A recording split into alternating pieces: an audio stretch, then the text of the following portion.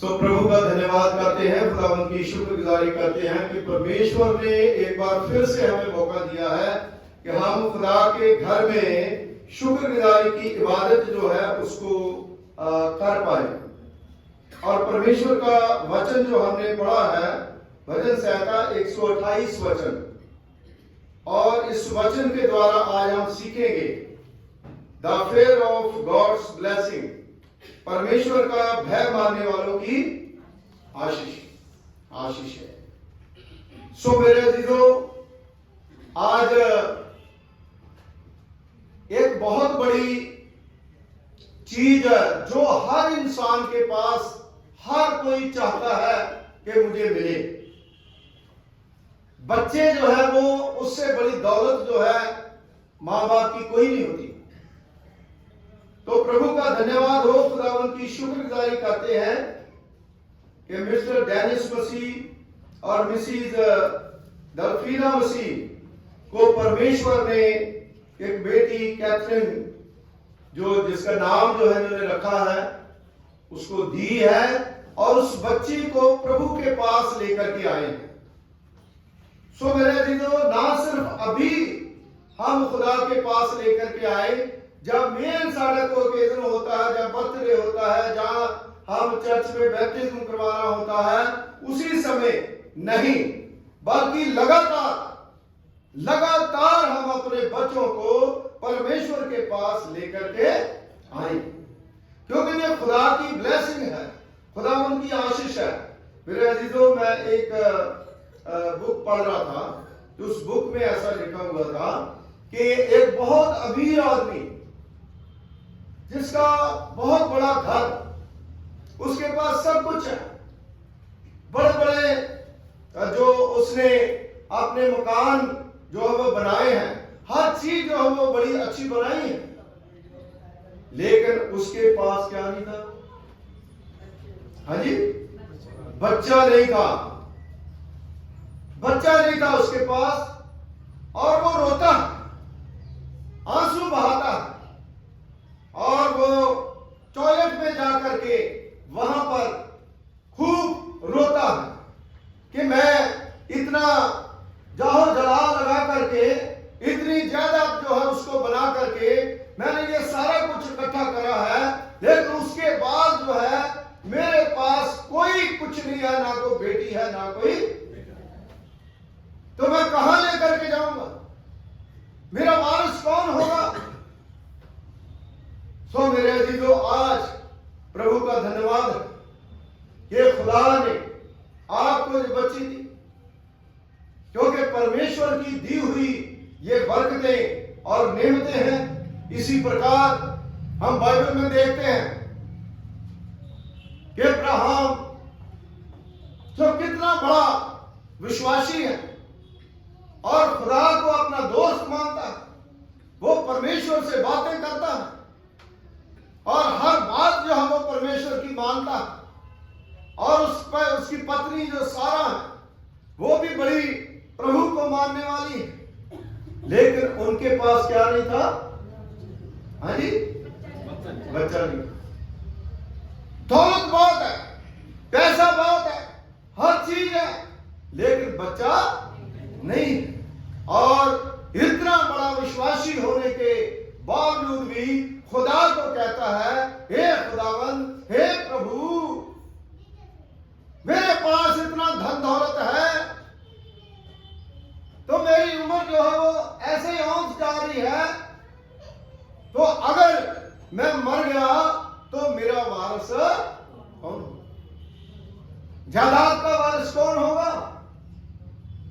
तो खुदा ने, परमेश्वर ने उसके टूटे हुए हृदय की प्रार्थना को सुना। हालेलुया।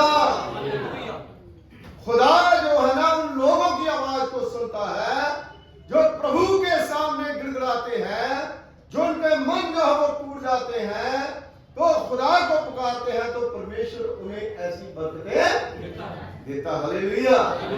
इसीलिए मेरे अजीजों, बेटे और बेटी में आजकल कोई फर्क नहीं, और परमेश्वर ने भी कभी इसमें फर्क नहीं करा, क्योंकि जो बेटियां सकती है वो एक आदमी जो है वो कभी कर नहीं सकता। क्योंकि आदमी जो है वो सिर्फ काम करता है, लेकिन परिवार को संभालना, है ना, बच्चों को भी संभालना, क्योंकि नौकरी तो नौकरी भी करनी, हर चीज करनी, है ना। आदमियों से ज्यादा जो है वो स्ट्रॉन्ग बेटियां होती है। Hallelujah, hallelujah. इसलिए मेरे अजीजों, ये खुदावंद की बरकत है। बेटियां परमेश्वर की आशीष है, प्रभु की बरकत है। इसलिए खुदा का हम धन्यवाद करें कि जिस प्रकार इब्राहिम ने परमेश्वर के आगे दुहाई दी और बुढ़ापे में खुदा ने उन्हें आशीष दी, क्योंकि वो परमेश्वर का भय मानने वाला। हालेलुया। अगर हम आज खुदा का भय मानते हैं तो परमेश्वर हमें बरकतें देता है और खुदा हमें आशीष देता है, क्योंकि वचन में लिखा, क्या ही धन्य है हर एक जो यहोवा का और उसके मार्गों पर, और तू अपनी कमाई को निश्चय खाने तू धन्य होगा, और तेरे घर के भीतर तेरी स्त्री फलवंत दाखलता की सी, तेरी मेज के चारों ओर तेरे बालक जल पाई के पौधे से। सुन, जो पुरुष यहोवा का भय मानता है वह ऐसी ही आशीष। हालेलुया। तो फिर खुदा का भय मानना चाहिए या नहीं मानना चाहिए? मानना चाहिए। चर्च आना चाहिए या नहीं आना चाहिए? बच्चों को लेके आना चाहिए या नहीं आना चाहिए? संडे स्कूल बच्चों को भेजना चाहिए या नहीं भेजना चाहिए? हाँ। तो फिर कहां कहां हम फिर गलतियां करते हैं। इसलिए मां बाप की जिम्मेदारी बनती है कि बच्चों को वो शिक्षा दें जो परमेश्वर ने हमें कहा, जो खुदा ने हमें कहा, क्योंकि बच्चों की आशीष जो है वो घर में सबसे बड़ी बरकत है, सबसे बड़ी आशीष है।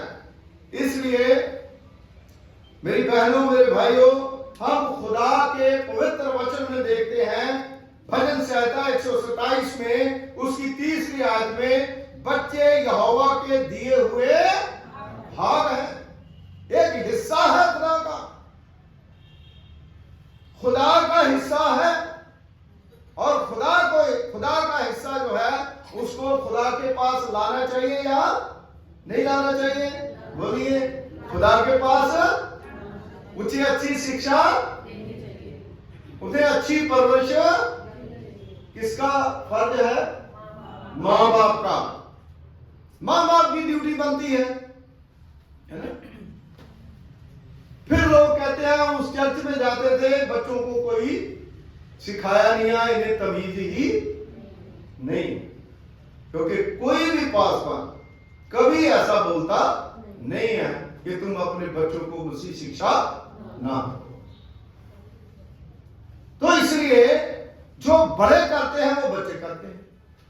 बड़ों को बच्चों के सामने कोई भी ऐसी गलत चीज जो है वो करनी नहीं चाहिए। जैसे मान लो कोई शराब पीता है, बच्चों के सामने अगर शराब पियोगे तो बच्चे जो है वो भी थोड़ा करना शुरू कर देंगे। इसलिए मेरे कहने का मैं उदाहरण दे रहा हूं कि अगर हम अपने बच्चों को थोड़ा सा इन चीजों से दूर रखें, है ना, तो बड़े होकर भी भूलते नहीं है। क्योंकि आजकल ट्रेंड है, आजकल क्या ट्रेंड है? आदमी नहीं बल्कि औरतें ज्यादा ड्रिंक करती हैं, है ना? करती है या नहीं करती? जो चर्च आएगा, जो बच्चा सीखेगा वो फिर ऐसा नहीं करेगा। हमने देखा है ना, यूट्यूब पे देखते हैं, उसमें देखते हैं, वीडियो बनती है, सारा कुछ ही देखते हैं, सारा काम जो है वो औरतें जो है वो कई बार संभाल लेती है। लेकिन ये गलत बात है, क्योंकि सबसे पहली गुरु जो है वो बच्चों की कौन है? मां। हालेलुया। मां शब्द जो है कितना सुंदर शब्द है। इसलिए हम खुदा में, प्रभु में, अगर खुदा ने हमें ढेर सी ब्लेसिंग दी है, ढेर सी आशीषें दी है, उन आशीषों का सही यूटिलाइज करें।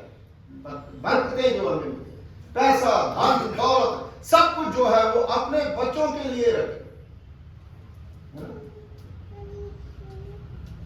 इसलिए जरूरी है कि हम शुरू से ही अपने परिवार को, अपने बच्चों को मसीह वातावरण में, वचन में यह भी लिखा है परंतु अपने नाती पोते भी देखने।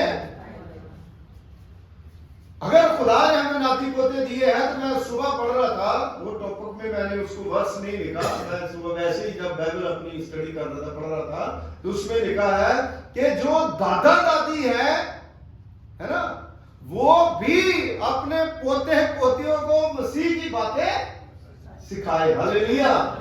वो भी सिखाए, उनकी भी ड्यूटी बनती है, वो भी सिखाए। ये इजरायली लोगों को खुदा ने ये व्यवस्था दी, इसलिए ये जरूरी है कि हम लोग जो है प्रभु में अपने बच्चों को आगे लेकर के जाएं। व्यवस्था विवरण उसका 6 बाब, उसकी 7वीं, 8वीं और 9वीं आयत जो है खुदा के कलाम में लिखा, और तू अपने बच्चों को समझा करके सिखाया कर। क्या सिखाया कर? प्रभु की बात, घर बैठे, चलते, सोते, है ना। अब छोटे छोटे बच्चे जो है ना कोरे कागज की तरह होते हैं। आप उसको बोलेंगे हालेलुया प्रेज द लॉर्ड, तो वो बोलेगा हालेलुया प्रेज द हालेलुया। तो अगर उसको और कुछ सिखाएंगे तो वो और कुछ सीख जाएंगे। इसलिए हमें उनको वो सिखाना चाहिए जो परमेश्वर का वचन जो है वो हमें कहता है। खुदा का कलाम जो सिखाता है वो हमें सिखाना चाहिए। इफिसियों उसका 6 बाब, उसकी 4वीं आयत में प्रभु के वचन में लिखा है, हे बच्चे वालों, अपने बच्चों को रिश्त ना दिखाओ, परंतु प्रभु की शिक्षा और चेतावनी देते हुए उनका पालन पोषण। प्रभु की शिक्षा, चेतावनी देते, जो प्रभु को मानने वाले हैं वो कहते हैं नहीं नहीं नहीं नहीं नहीं नहीं, अगर तू गाली देगा तो यीशु पापा नाराज। छोटी छोटी बातें जो है उनको सिखाने की, नहीं नहीं नहीं नहीं, नहीं गलत बात है, अगर तुम जिद करोगे तो प्रभु यीशु जो है वो हमें मारेगा, डांटेगा, है ना। तो ऐसे हम अपने बच्चों को तैयार करें, ऐसे हम अपने बच्चों को वो शिक्षा जो है वो दें। उसके बाद बड़े हो जाते हैं, बड़े हो जाएं, अगर वो गलत साइड जा रहे हैं तो जो आपने संस्कार अच्छे दिए हैं उसको समझते हुए फिर सही रास्ते पे जरूर आएगा, जरूर आएगा। अगर आपके संस्कार जो है ना, जो आपने मसीह संस्कार दिए हैं, वो अगर स्ट्रॉन्ग है ना, तो उसको खींच करके वो सही रास्ते पे ले आएगा। Hallelujah, hallelujah. इसलिए ये जरूरी है कि हम अपने बच्चों को डराएं ना, है ना। गलत काम करते हैं, कहते हैं अरे शेर आ जाएगा, सो जा। हम ये कहें प्रभु यीशु मसीह जो है वो गुस्से होगा, इसलिए चलो जीसस के आगे दुआ करें, प्रार्थना करें। और बहुत सी चीजें हैं, क्योंकि मुंह से अगर माँ बाप गाली अपने बच्चों को देगा तो वो ब्लेसिंग जो है वो उनको मिल नहीं रही। आपने ब्लेसिंग देनी है बच्चों को, अच्छी चीजें जो है वो खुदा में उनको देनी है, क्योंकि खुदा के कलाम में लिखा जो मांगोगे सो मिलेगा। जो बच्चों के लिए ठान लें शुरू से कि आपके बच्चों ने क्या बनना है, उसके लिए दुआ करते रहे, उनको बोलते रहे कि तूने ये करना है ना।